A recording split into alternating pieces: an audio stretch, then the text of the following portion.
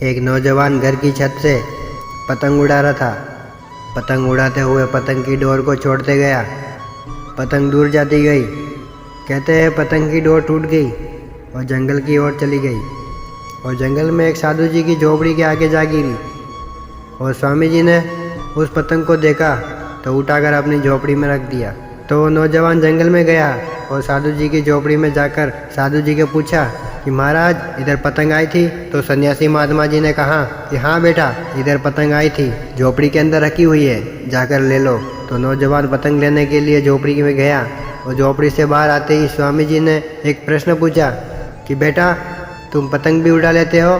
तो उस नौजवान ने कहा हाँ स्वामी जी, मैं पतंग भी उड़ा लेता हूँ जब कोई ताश खेलने वाला नहीं मिलता है। स्वामी जी ने कहा तुम ताश भी खेल लेते हो? हाँ स्वामी जी, मैं ताश भी खेल लेता हूँ जब कोई शराब आदि पीने वाला साथ में नहीं बैठता। फिर बोले तुम शराब भी पी लेते हो?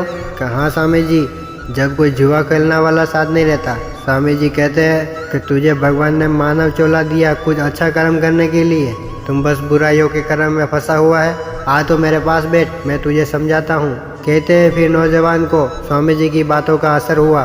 फिर वह नौजवान स्वामी जी के पास बैठने लगा, फिर योग साधना सीख गया। इसमें 4 महीने बीत गए। फिर उस नौजवान को अपने परिवार की याद आई तो स्वामी जी से पूछने लगा कि मेरे परिवार में मेरे माँ बाप, मेरे भाई बहन, उनसे एक बार मिलना चाहता हूँ।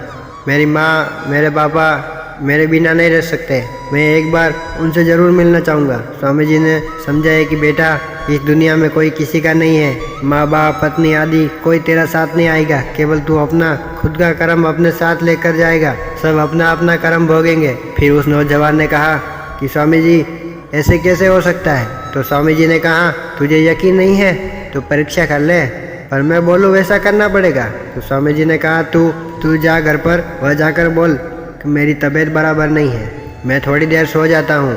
सोने से पहले एक बार ज़रूर कह देना, अगर मुझे कुछ हो जाए तो मेरे गुरुजी को ज़रूर बता देना, और वहाँ मैं आऊँगा, आकर के दिखा दूँगा कौन तेरा साथी है, कौन किसके साथ जाना चाहता है। कहते हैं वो नौजवान स्वामी जी की बात मानकर घर गया और घर जाने के बाद देखा तो माँ बहुत खुश थी, पत्नी बहुत प्रसन्न हुई कि मेरे पति आए। माँ ने कहा बेटा रोटी खा ले।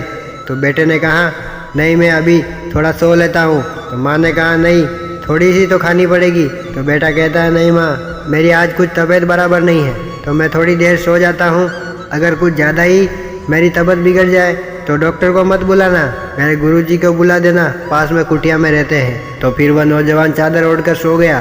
कहते हैं कि पत्नी जब उसे जगाने गई तो उसका हाथ पकड़ा तो वह तो योग साधना जानता था कि सीधा प्राणायाम खींच लिया, और पत्नी ने जैसे हाथ उठाया तो हाथ गिर गया। तो पत्नी जोर जोर से चिल्लाने लगी। फिर परिवार में सब रोने लगे। फिर उनकी माँ ने पड़ोसियों से कहा कि मेरा बेटा एक बात बोल रहा था कि मुझे कुछ हो जाए तो मेरे गुरुजी को जरूर बुला देना। कहते उसके माँ की बात सुनकर पड़ोसियों ने उनके गुरुजी को बुलाया और गुरुजी वहाँ आए और अपने साथ 2-3 मीठी पूड़ियाँ बांध कर लाए और उस पूड़िया को रख कर बोले तुम्हारा बेटा तो चला गया, लेकिन मैं एक ऐसी विद्या जानता हूँ जो तुम्हारे बेटे को जिंदा कर दूंगा। अगर तुम्हारे बेटे से तुम्हें बहुत प्यार है तो तुम ये पूड़ियाँ खा लो, तुम संसार से चले जाओगे और तुम्हारा बेटा जीवित हो जाएगा। फिर माँ कहती है स्वामी जी इतना जल्दी क्या है, देख लो अभी अवस्था क्या है, बेटा और भी तो हो सकता है। तो उनके पिताजी को कहा कि तुम ये पूड़ियाँ खा लो। पिताजी ने कहा नहीं महाराज, देख लो अगर पंचांग में मेरा एक और बेटा लिखा है तो मुझे पूड़ी खाने की कोई ज़रूरत नहीं है। तो स्वामी जी महाराज ने वहाँ बैठे पड़ोसियों से भी कहा आप लो ये पूड़ी खा लो। तो पड़ोसी वहाँ से जल्दी जल्दी उठ के चले गए। तो स्वामी जी महाराज ने कहा चलो ठीक है, कोई नहीं खाता है तो ये पूड़ी मैं ही खा लेता हूँ।